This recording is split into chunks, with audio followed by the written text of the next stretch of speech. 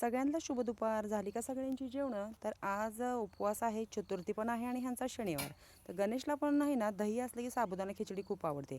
तर त्या दोघांना म्हणजे बनवली खिचडी, त्या दोघांना वाढल्यावर माझं थोडंसं काम होतं, ते काम उरकलं आणि मी पण बसले हे करायला, फराळ करायला.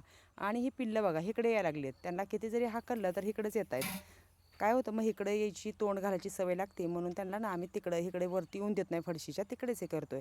आणि आज आत्या नाहीत माझ्यासोबत जेवण करायला. आत्या आज ना तिकडे अचानक कांदा खुरपायला बायका आल्या, मग त्या तिकडे गेल्यात. मी पण जाणार आहे, पण म्हटलं थोडंसं माझं घरचं काम आहे ते करून जाईन. तुरडाळीची आमटी बनवली आज जेवणात, भाकरी चपात्या आणि साबुदाणा खिचडी आणि मस्त गाईच्या दुधाचं लावलेलं दही.